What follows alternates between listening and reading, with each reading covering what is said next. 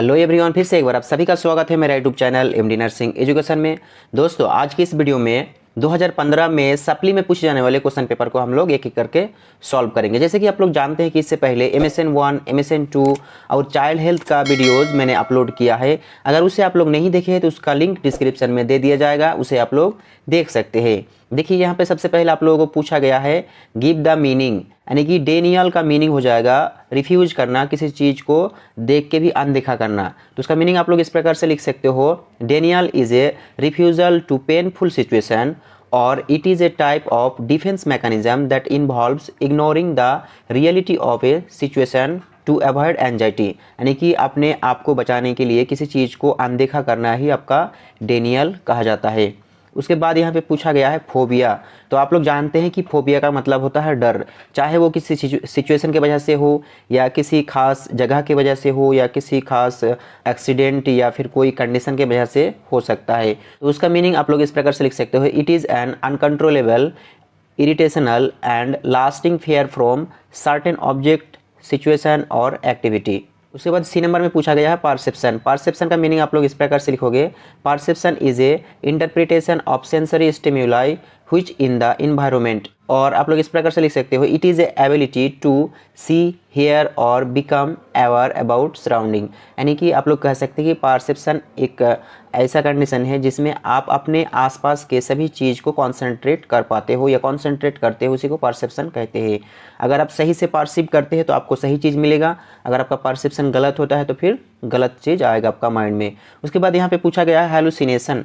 Hallucination का meaning आप लोग इस प्रकार से लिखोगे, it is a false perception in the absence of external stimulus that has qualities of real perception, यानी कि यहाँ पे कहा गया है कि हेलुसिनेशन एक ऐसा कंडीशन है जिसमें आपको रियलिटी महसूस होगा कि आप कोई भी चीज़ अगर आप देख रहे हो या कर रहे हो तो वो आपको लगेगा कि आप रियलिटी में कर रहे हो, लेकिन एक्चुअल में रियलिटी में वो ऑब्जेक्ट या फिर जिसके बारे में जो आप कर रहे हो वो रियलिटी में प्रेजेंट ही नहीं होगा। यहाँ पे बताया गया है कि ये जो एक्सटर्नल स्टिम्युलस है ये एब्सेंट होगा, ये प्रेजेंट ही नहीं होगा।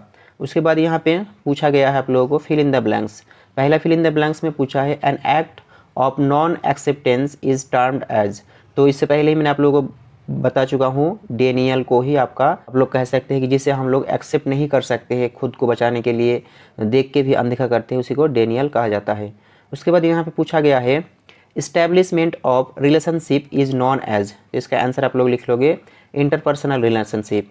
Next question, an exaggerated feeling of well being with mild elation is called. Answer हो जाएगा आपका, आंसर में आप लोगों को लिखना है यूफोरिया। यूफोरिया आप लोगों का आंसर होगा यहाँ पे। उसके बाद पूछा है an irrational fear resulting in desire to avoid the fearful object और सिचुएशन इज, आंसर हो जाएगा आपका एंजाइटी। उसके बाद यहाँ पे आप लोगों को पूछा गया है true and false. True false में पहला question, alcohol is a central nervous system stimulant, answer हो जाएगा true. Next B number, suicide attempts are more common in females, answer हो जाएगा आपका ट्रू। नेक्स्ट यहाँ पे पूछा है vitamins deficiency is one of the positive factors for mental illness, इसका भी आंसर हो जाएगा आपका ट्रू। उसके बाद यहाँ पे पूछा गया है crisis is a situational in which problem solving और डिसीजन मेकिंग इज इनएडिक्वेट, इसका भी आंसर हो जाएगा आपका ट्रू।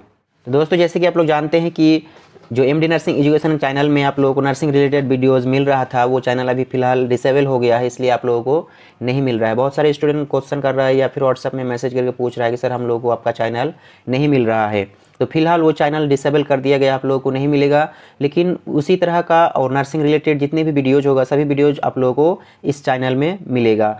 तो आप लोगों से मेरा अनुरोध है कि ज़्यादा से ज़्यादा इस चैनल को आप अपने दोस्तों में शेयर करें, ताकि जिनको नर्सिंग रिलेटेड वीडियोज़ चाहिए उसे ये सारा वीडियो मिल सके। देखिए, यहाँ पे पूछा गया है करेक्ट आंसर, यानी कि जो भी क्वेश्चन है इसमें आप लोगों को ऑप्शन दिया हुआ है, ऑप्शन में से करेक्ट आंसर आप लोगों को चूज करना है। देखिए, पूछा गया है leave of absence to a patient under judicial custody is called, यानी कि इसका मीनिंग हो जाएगा आपका जुडिशियल कस्टडी, यानी कि जो टेम्पररी के लिए लीव देता है। तो इससे पहले वीडियो में मैंने आप लोगों को बताया था कि टेम्पररी के लिए जिसे लीव देता है उसे क्या कहा जाता है। तो ऑप्शन में आप लोगों को दिया गया है आउटपास और पैरोल। यहाँ पे 3 ऑप्शन दिया गया है, पहला है आपका परमिशन, उसके बाद आउटपास, उसके बाद पैरोल। तो इसका आंसर हो जाएगा आपका पैरोल।